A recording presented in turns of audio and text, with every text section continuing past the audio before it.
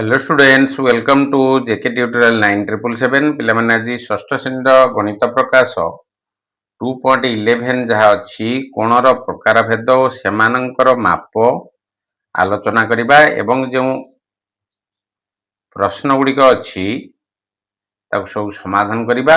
ମନ ଦେଇ ଭିଡ଼ିଓଟିକୁ ଦେଖିବ। ଯେଉଁ ପିଲାମାନେ ପୂର୍ବ ଭିଡ଼ିଓ ଦେଖିନାହଁ ତେବେ ପ୍ଲେ ଲିଷ୍ଟ ଯାଇ ଭିଡ଼ିଓଟିକୁ ଦେଖିବ। ତେବେ ଲକ୍ଷ୍ୟ କର ଏହି ଅଧ୍ୟାୟରେ ଆମେ ବିଭିନ୍ନ ପ୍ରକାର କୋଣ ବିଷୟରେ ପଢ଼ିଛେ। ଆମେ ଦେଖିଛେ ଯେ ଗୋଟିଏ ସରଳ କୋଣର ପରିମାଣ 180 ଡିଗ୍ରୀ ଓ ଗୋଟିଏ ସମକୋଣର ପରିମାଣ 90 ଡିଗ୍ରୀ। କୋଣର ଡିଗ୍ରୀ ପରିମାଣ ଗୁଡ଼ିକୁ ଆଧାର କରି ଅନ୍ୟ ପ୍ରକାର କୋଣ ଯଥା ସୂକ୍ଷ୍ମ କୋଣ ସ୍ଥୂଳ କୋଣକୁ କିପରି ପ୍ରକାଶ କରିପାରିବା। ତେବେ ଲକ୍ଷ୍ୟ କର ସୂକ୍ଷ୍ମ କୋଣ ହେଲା କ'ଣ? ସମକୋଣ ଠାରୁ ଛୋଟ ଅର୍ଥାତ୍ 90 ଡିଗ୍ରୀ ଠାରୁ ସାନ ଏବଂ 0 ଡିଗ୍ରୀ ଠାରୁ ବଡ଼ କୋଣକୁ ସୂକ୍ଷ୍ମ କୋଣ କୁହାଯାଏ। ତୁମେ ତ ନିଶ୍ଚିତ ଜାଣିଥିବ 90 ଡିଗ୍ରୀ ଠାରୁ ସାନ ଏବଂ 0 ଡିଗ୍ରୀ ଠାରୁ ବଡ଼ ହେଲେ ତାକୁ କ'ଣ କୁହାଯିବ? ସୂକ୍ଷ୍ମ କୋଣ କୁହାଯିବ। ତେବେ ଚିତ୍ରକୁ ଦେଖିଲେ ତୁମେ ବୁଝିପାରିବ, ପୂର୍ବରୁ ଆଲୋଚନା କରିଥିଲେ। ତାହେଲେ ଏଠାରେ ଲକ୍ଷ୍ୟ କର ଏଇ ଯେଉଁ କୋଣ ଦେଇଛି ଆର୍ ପି କ୍ୟୁ, ଏଠାରେ ଦେଇଛି ଏସ୍ ଟି ଆର୍, ଏଠାରେ ଦେଇଛି ଇ ଏଫ୍ କ୍ୟୁ।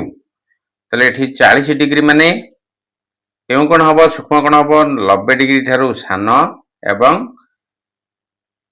0 ଡିଗ୍ରୀ ଠାରୁ ବଡ଼। ସେହିପରି 85 ଡିଗ୍ରୀ କ'ଣ ହେବ? ସୂକ୍ଷ୍ମ କୋଣ ହେବ। ସେହିପରି 75 ଡିଗ୍ରୀ ହେବ କ'ଣ? ସୂକ୍ଷ୍ମ କୋଣ ହେବ, କାରଣ 90 ଡିଗ୍ରୀ ଠାରୁ ସାନ ହେବ ଏବଂ 0 ଡିଗ୍ରୀ ଠାରୁ ବଡ଼ ହେବ। ତେଣୁକରି ଇଏ ହେବ ସୂକ୍ଷ୍ମ କୋଣ। 90 ଡିଗ୍ରୀ ପର୍ଯ୍ୟନ୍ତ ସବୁ ସୂକ୍ଷ୍ମ କୋଣ ହେବ। ଯେତେବେଳେ 90 ଡିଗ୍ରୀ ହେଇଯିବ ସିଏ ହେଇଯିବ କ'ଣ? ସମକୋଣ ହେଇଯିବ। ତେବେ ଲକ୍ଷ୍ୟ କର ସମକୋଣ କାହାକୁ କୁହାଯିବ? ସ୍ଥୂଳ କୋଣ କାହାକୁ କୁହାଯିବ? ଆଉ ଅଛି ତୁମର ପ୍ରବୃଦ୍ଧ କୋଣ କାହାକୁ କୁହାଯିବ? ତାହା ଆଲୋଚନା କରିବା। ବର୍ତ୍ତମାନ ଦେଖ ସ୍ଥୂଳ କୋଣ ହେଲା ସମକୋଣ ଠାରୁ ବଡ଼ ଏବଂ ସରଳ କୋଣ ଠାରୁ ସାନ, ଅର୍ଥାତ୍ 90 ଡିଗ୍ରୀ ଠାରୁ ବଡ଼ ଏବଂ 180 ଡିଗ୍ରୀ ଠାରୁ ସାନ କୋଣକୁ ସ୍ଥୂଳ କୋଣ କୁହାଯାଏ। ତାହେଲେ ଏଠାରେ ଯେଉଁ ଉଦାହରଣ ଦେଇଛି ତାକୁ ଦେଖ। ସ୍ଥୂଳ କୋଣର ଉଦାହରଣ XIS ଏବଂ TWS। ତାହେଲେ ଏଠି 110 ଡିଗ୍ରୀ ଅଛି, ତାମାନେ 90 ଡିଗ୍ରୀ ଠାରୁ ବଡ଼ ଅଛି କୋଣଟି। ଯେଉଁ ବକ୍ରରେଖା ଦିଆଯାଇଛି ଲକ୍ଷ୍ୟ କରିବ 90 ଡିଗ୍ରୀ ଠାରୁ ବଡ଼। ସେହିପରି ଏଠାରେ 130 ଡିଗ୍ରୀ ଦିଆଯାଇଛି, 90 ଡିଗ୍ରୀ ହେଲେ ସିଧା ହେଇଥାନ୍ତା ସମକୋଣ, ତାଠାରୁ ବଡ଼। ବଡ଼ ଅର୍ଥମାନ କ'ଣ ହେବ? ସ୍ଥୂଳ କୋଣ ହେବ। 180 ଡିଗ୍ରୀରୁ ସାନ ବା ସରଳ କୋଣଠୁ ସାନ ଏବଂ 90 ଡିଗ୍ରୀ ଠାରୁ ବଡ଼। ତାକୁ କ'ଣ କରିବ? ତାକୁ କ'ଣ କହିବ? ସ୍ଥୂଳ କୋଣ। ମନେ ରହିଲା କି ସୂକ୍ଷ୍ମ କୋଣ ହେଲା 0 ଡିଗ୍ରୀରୁ ବଡ଼, 90 ଡିଗ୍ରୀରୁ ସାନ, ତାକୁ ସୂକ୍ଷ୍ମ କୋଣ କୁହାଯାଏ। ସମକୋଣ ହେଲା 90 ଡିଗ୍ରୀ ହେଲା ସମକୋଣ ଏବଂ ସ୍ଥୂଳ କୋଣ କାହାକୁ କୁହାଗଲା? 180 ଡିଗ୍ରୀରୁ ସାନ, 90 ଡିଗ୍ରୀରୁ ବଡ଼, ତାକୁ ସ୍ଥୂଳ କୋଣ କୁହାଗଲା। ତାହେଲେ ଆମେ ଗୋଟିଏ କୋଣର ସମସ୍ତ ସମ୍ଭାବ୍ୟ ମାପକୁ ଆଲୋଚନା କରିପାରିଲେ କି? କରିପାରିଲେ ନା ନାହିଁ? ତାପରେ ଲକ୍ଷ୍ୟ କର ପିଲାମାନେ ପ୍ରବୃଦ୍ଧ କୋଣ ସରଳ କୋଣ ଠାରୁ ବଡ଼ ଏବଂ ସମ୍ପୂର୍ଣ୍ଣ କୋଣ ଠାରୁ ସାନ, ଅର୍ଥାତ୍ 180 ଡିଗ୍ରୀରୁ ବଡ଼ ଏବଂ 360 ଡିଗ୍ରୀରୁ ସାନ କୋଣକୁ ପ୍ରବୃଦ୍ଧ କୋଣ କୁହାଯାଏ। ପିଲାମାନେ ଆକୁ ମନେ ରଖିବ। ପ୍ରବୃଦ୍ଧ କୋଣ ହେଲା 180 ଡିଗ୍ରୀରୁ ବଡ଼ ବା ସରଳ କୋଣଠୁ ବଡ଼ ଏବଂ ସମ୍ପୂର୍ଣ୍ଣ ଯେଉଁ କୋଣ ହେବ ସମ୍ପୂର୍ଣ୍ଣ କୋଣ ଠାରୁ ସାନ ବା 360 ଡିଗ୍ରୀରୁ ସାନ କୋଣକୁ ପ୍ରବୃଦ୍ଧ କୋଣ କୁହାଯାଏ। ତେବେ ଲକ୍ଷ୍ୟ କର ଏଠାରେ PAB। ତାହେଲେ PAB ମାନେ ଏଠି ଭିତର କୋଣଟା ନୁହେଁ, ପ୍ରବୃଦ୍ଧ କୋଣ ମାନେ ପଦା କୋଣଟାକୁ। ଲକ୍ଷ୍ୟ କର ୟାକୁ ପ୍ରବୃଦ୍ଧ କୋଣ କୁହାଯାଏ। ସେହିପରି TMS ଯେଉଁ ଦିଆଯାଇଛି ଭିତର କୋଣକୁ ନେବନି, ଏଠାରେ ପ୍ରବୃଦ୍ଧ କୋଣ 360 ଡିଗ୍ରୀରୁ ସାନ ଏବଂ 180 ଡିଗ୍ରୀରୁ ବଡ଼, ତାକୁ ପ୍ରବୃଦ୍ଧ କୋଣ କୁହାଯାଏ। ଲକ୍ଷ୍ୟ କର ଚିତ୍ରଟିକୁ। ସମାଧାନ ବେଳେ ତୁମେ ନିଶ୍ଚିତ ତାକୁ କରିପାରିବ। ଭଲ ଭାବରେ ମନ ଦେଇ ଦେଖିବ ଭିଡ଼ିଓଟିକୁ।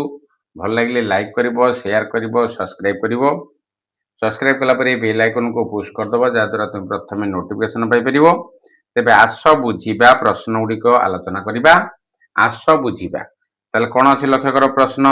ତଳେ ଦିଆଯାଇଥିବା ପ୍ରତ୍ୟେକ ଗ୍ରିଡ୍ରେ ଏକୁ ଅନ୍ୟ ଗ୍ରିଡ୍ ବିନ୍ଦୁ ସହ ସରଳ ରେଖା ଦ୍ୱାରା ଯୋଗ କର ଯେପରି ଏର ଅଛି ଗୋଟିଏ ସୂକ୍ଷ୍ମ କୋଣ ପାଇବ। ତାହେଲେ ଗୋଟିଏ ସୂକ୍ଷ୍ମ କୋଣ ପାଇବା ପାଇଁ ଉଦାହରଣ ଗୋଟିଏ ଆମକୁ ଦେଇଦେଇଛି। ଚିତ୍ରଟିକୁ ଲକ୍ଷ୍ୟ କର।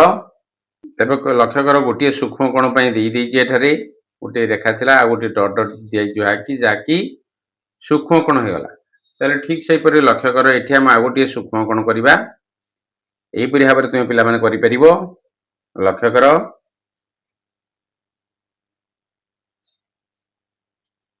ଏ ବିନ୍ଦୁ ଗୁଡ଼ିକୁ ସଂଯୋଗ କରିଦିଅ, ତୁମେ ଗୋଟିଏ ସୂକ୍ଷ୍ମ କୋଣ ପାଇବ।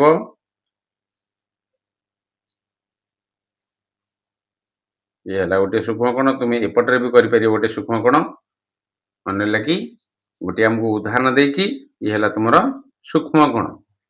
ତା ପରବର୍ତ୍ତୀ ପ୍ରଶ୍ନ କ'ଣ ଅଛି ଲକ୍ଷ୍ୟ କର। ତାହେଲେ ଗୋଟିଏ ସ୍ଥୂଳ କୋଣ ପାଇବା। ତାହେଲେ କିପରି ସ୍ଥୂଳ କୋଣ ପାଇବା? ଯେଉଁ ଗାରଟି ଦେଇଛି ବା ରେଖାଖଣ୍ଡଟି ଅଛି ତାକୁ ଆମେ କାହା ସହିତ କେଉଁ ଗ୍ରିଡ୍ ସହିତ ସଂଯୋଗ କଲେ ଆମେ ସ୍ଥୂଳ କୋଣ ପାଇପାରିବା? 90 ଡିଗ୍ରୀ ହେଲା। ଲକ୍ଷ୍ୟ କର ଏଟା ହେଲା ସିଧା ହେଲା ଯଦି 90 ଡିଗ୍ରୀ, କିନ୍ତୁ ସ୍ଥୂଳ କୋଣ ଦେଇଛି ମାନେ 90 ଡିଗ୍ରୀ ଠାରୁ ଅଧିକା ଏବଂ ସରଳ କୋଣଠୁ ବା 180 ଡିଗ୍ରୀରୁ ସାନ। ତେବେ ଲକ୍ଷ୍ୟ କର ଏହିପରି ଭାବରେ ଅଙ୍କନ କରିପାରିବା ଆମେ।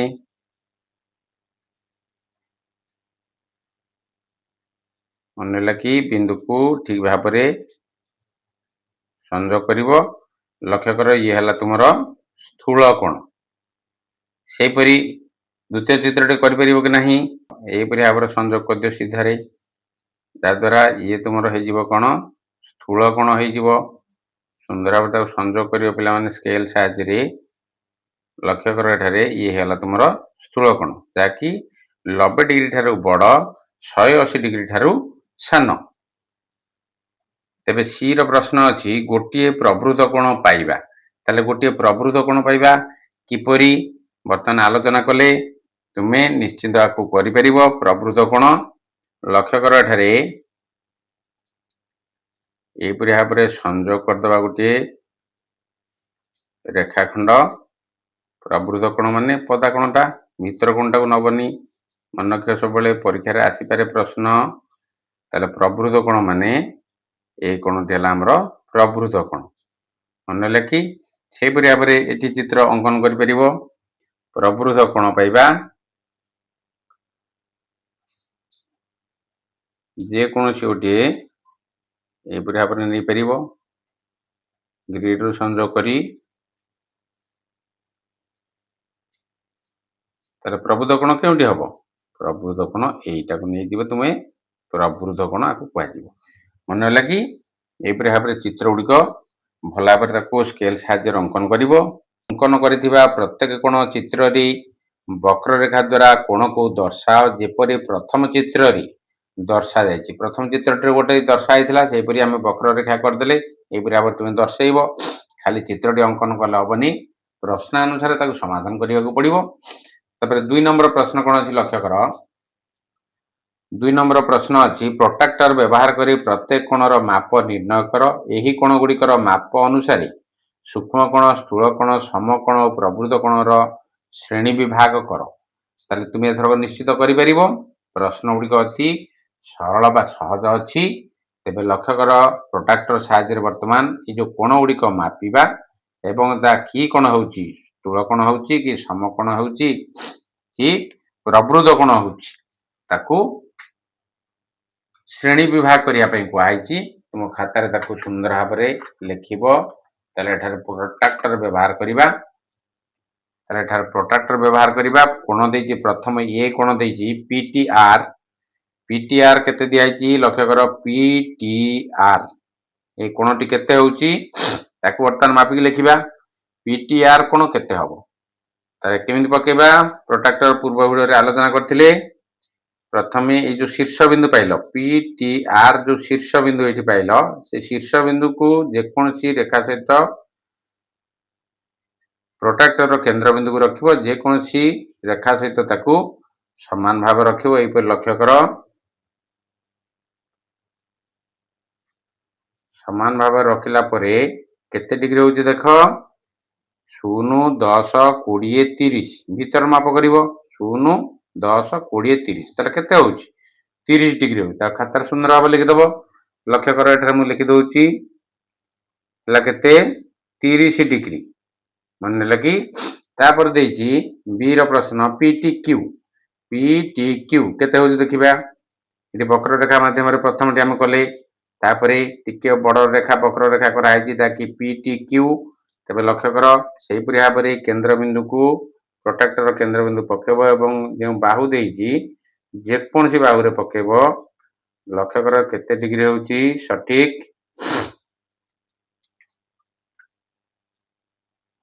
ସେଠି କେତେ ଡିଗ୍ରୀ ହେଉଛି ଲକ୍ଷ୍ୟ କଲ 60 ଡିଗ୍ରୀ ହେଉଛି। ମନେ ହେଲା କି ଠିକ୍ ସମାନ ଭାବରେ ପକେଇଲେ 60 ଡିଗ୍ରୀ ହେଉଛି। ତାହେଲେ PTQ ହେଲା କେତେ ଇଜ୍ ଇକ୍ୱାଲ୍ ଟୁ ଦବ ଖାତାରେ ଲେଖିଦବ 60 ଡିଗ୍ରୀ। ମନେ ହେଲା କି ତାପରେ ପ୍ରଶ୍ନ ଅଛି ସି ରେ PTW ତାହେଲେ ବଡ଼ କୋଣ ଯୋଉ ବକ୍ରରେଖା ଲକ୍ଷ୍ୟ କରି ଦିଆହେଇଛି ବଡ଼ ବକ୍ରରେଖାଟି PTW ତାର କେତେ ହେଉଛି ବର୍ତ୍ତମାନ କେନ୍ଦ୍ରବିନ୍ଦୁକୁ ଏହିପରି ଭାବରେ ରଖିବ ରେଖା ସହିତ ସମାନ କରିବ ରେଖାଟିକୁ କେନ୍ଦ୍ରବିନ୍ଦୁ ସହିତ କେତେ ହେଉଛି ଦେଖ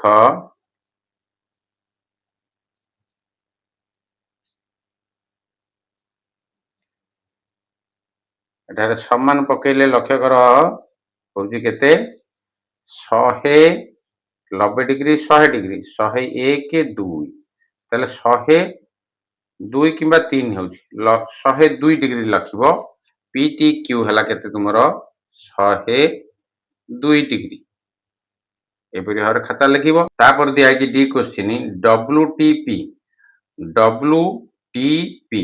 ତାହେଲେ ଏଟା ହେଉଛି କେଉଁ କୋଣ ପ୍ରବୃଦ୍ଧ କୋଣ ଯୋଉ ଚିହ୍ନ ଦିଆହେଇଛି ଲକ୍ଷ୍ୟ କର ବକ୍ରରେଖାଟି WTP ତାହେଲେ ପ୍ରବୃଦ୍ଧ କୋଣର ମାପ ଏଥର କିପରି କରିବ ତୁମେ ଜାଣିପାରୁଥିବ ନିଶ୍ଚିତ କିପରି କରିବ ବର୍ତ୍ତମାନ ରେଖାଟିକୁ କିପରି 360 ଡିଗ୍ରୀ ନୁହେଁ ତ ପ୍ରୋଟ୍ରାକ୍ଟର 180 ଡିଗ୍ରୀ ଅଛି ତାହେଲେ ଲକ୍ଷ୍ୟ କର ଏଠି ସହଜ ଉପାୟ କ'ଣ ହେଲା ଆମର ଯୋଉ ବଡ଼ ବକ୍ରରେଖାଟି କେତେ ଅଛି 102 ଡିଗ୍ରୀ ତାହେଲେ 360 ରୁ 360 ଡିଗ୍ରୀ ହେଲା କି ଟୋଟାଲଟା ପ୍ରବୃଦ୍ଧ କୋଣ ସୃଷ୍ଟି ହେବା ପାଇଁ 360 ଡିଗ୍ରୀ ଦରକାର 360 ଡିଗ୍ରୀ ମାଇନସ୍ କରିଦେବ କେତେ ବଡ଼ କୋଣଟିକୁ ବଡ଼ କୋଣ କେତେ ହେଲା ମାଇନସ୍ 102 ଡିଗ୍ରୀ ତାହେଲେ କେତେ ହେଉଛି ତାକୁ ଇଜ୍ ଇକ୍ୱାଲ୍ ଟୁ ଦେଇଦେବ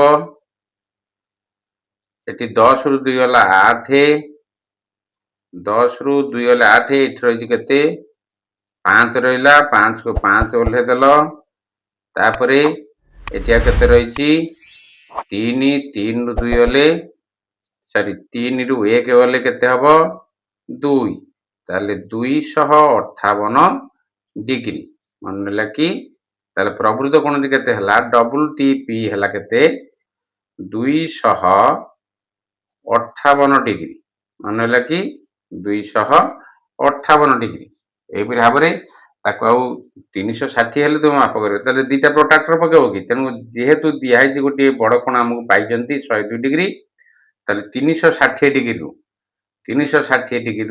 102 ମାଇନସ୍ କରିଦେବ ଆଉ କେତେ ରହିବ 258 ଡିଗ୍ରୀ ସେଇ 258 ଡିଗ୍ରୀ ତୁମର ହେଇଯିବ WTP ଯାହାକି ପ୍ରବୃଦ୍ଧ କୋଣ 258 ଡିଗ୍ରୀ ତାପରେ ପିଲାମାନେ ଲେଖିପାରିବ ଏଥରକ ଇଏ ହେଲା ତୁମର ସୂକ୍ଷ୍ମ କୋଣ ଇଏ ହେଲା ସୂକ୍ଷ୍ମ କୋଣ ଇଏ ହେଲା ସ୍ଥୂଳ କୋଣ ଇଏ ହେଲା ପ୍ରବୃଦ୍ଧ କୋଣ ଏହିପରି ଭାବରେ ତାକୁ ଖାତାରେ ସୁନ୍ଦର କରି ଲେଖିବ।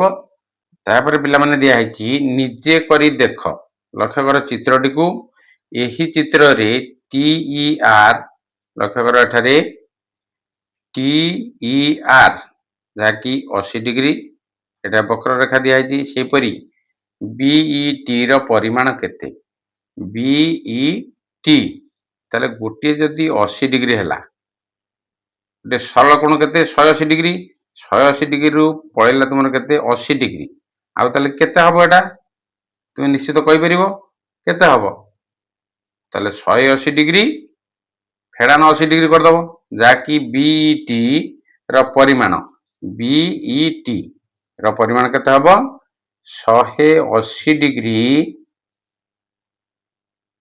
ଫେଡ଼ାନ 80 ଡିଗ୍ରୀ ଯାହାକି କେତେ ପାଇବ is equal to 100 degree 80 degree ଦିଆହେଇ ଚିତ୍ରରେ ତେଣୁକରି ଗୋଟିଏ କୋଣ ଯେହେତୁ TER ଦିଆହେଇଛି 80 ଡିଗ୍ରୀ ତେବେ ଅନ୍ୟ ରେଷ୍ଟ କୋଣଟି କେତେ ହବ 180 ଡିଗ୍ରୀରୁ 80 ଡିଗ୍ରୀ ଫେରିଦେବ 100 ଡିଗ୍ରୀ ପାଇବ ମନେ ଲାଗି ସେହିପରି SET ତାହେଲେ SET ଇଏ ହେଲା କେତେ 90 ଡିଗ୍ରୀ ଦିଆହେଇଛି SET ହେଲା ତୁମର କେତେ 90 ଡିଗ୍ରୀ ମନେ ହେଲା କି ତାହେଲେ 90 ଡିଗ୍ରୀ ହେଲେ ଦିଆହେଇଛି ପ୍ରଶ୍ନ SET କୋଣ କେତେ ହବ SET କୋଣକୁ ବର୍ତ୍ତମାନ ବାହାର କରିବା ଲକ୍ଷ୍ୟ କର ଏଠି ଯେହେତୁ 90 ଡିଗ୍ରୀ ଦିଆହେଇଛି ବଡ଼ କୋଣଟି ଦିଆହେଇଛି ACR ଦିଆହେଇଛି 90 ଡିଗ୍ରୀ ତେବେ ACT କ'ଣ କରିବା 90 ଡିଗ୍ରୀରୁ ମାଇନସ୍ କରିଦେବା ACTକୁ 80 ଡିଗ୍ରୀଟିକୁ ମାଇନସ୍ କରିଦେବା ଲକ୍ଷ୍ୟ କର ଏଠାରେ ତାହେଲେ 90 ଡିଗ୍ରୀ ଫେରାଣ କେତେ 80 ଡିଗ୍ରୀ ସମାନ ହେଇଯିବ 10 ଡିଗ୍ରୀ ମନେ ହେଲା କି କେତେ ହେଇଗଲା ତୁମର 10 ଡିଗ୍ରୀ କୋଉଟା ACT ପ୍ରଶ୍ନ ଅନୁସାରେ ତାକୁ ସମାଧାନ କରିବ 90 ଡିଗ୍ରୀ ଆଉ ଛୋଟ କୋଣ ଦେଇଛି 80 ଡିଗ୍ରୀ ତେଣୁକରି ଟୋଟାଲ ଉପରେ ଆକୁ କାଟିଦେଲା ମାନେ କେତେ ACT କାଟିଦେଲା ପରେ କେତେ ହେଇଯିବ ACR ମାଇନସ୍ କେତେ ହବ TER ମାଇନସ୍ କରିଦେଲେ ପାଇବ କେତେ 10 ଡିଗ୍ରୀ ପାଇଲ ACT ହେଲା ତୁମର 10 ଡିଗ୍ରୀ ମନେ ହେଲା କି ସୂଚନା ଦିଆଯାଇଛି ଲକ୍ଷ୍ୟ କର ତାହେଲେ ଲକ୍ଷ୍ୟ କର ଏଠାରେ ସ୍ପେଲିଂ ମିଷ୍ଟେକ୍ ଅଛି କର REB ଏକ ସରଳ କୋଣ ତେଣୁ REB ର ଡିଗ୍ରୀ ପରିମାପ 180 ଡିଗ୍ରୀ ଅର୍ଥାତ୍ REB 180 ଡିଗ୍ରୀ ସେଥିରୁ TER ର ପରିମାଣ 80 ଡିଗ୍ରୀ ଅର୍ଥାତ୍ TER ଇକ୍ୱାଲ୍ ଟୁ 80 ଡିଗ୍ରୀ ତାହେଲେ ACT ର ପରିମାଣ ନିର୍ଣ୍ଣୟ କରିବା ସମାନ ଯୁକ୍ତି ପ୍ରୟୋଗ କରାଯିବ ତାହେଲେ ଏହିପରି ଭାବରେ ତୁମେ ସମାଧାନ କରିପାରିବ ମନେ ହେଲା କି ମନ ଦେଇ ପଢ଼ିବ ପିଲାମାନେ ସମୟ ନଷ୍ଟ କରିବ ନାହିଁ ସମୟ ଅତି ମୂଲ୍ୟବାନ ଗୁରୁଜନଙ୍କ କଥା ମାନିବ ଶିକ୍ଷକଙ୍କ କଥା ମାନିବ ତେବେ ଭବିଷ୍ୟତରେ ଜଣେ ସୁନାଗରିକ ହୋଇପାରିବ ତେବେ ରହୁଛି ଜୟ ଜଗନ୍ନାଥ।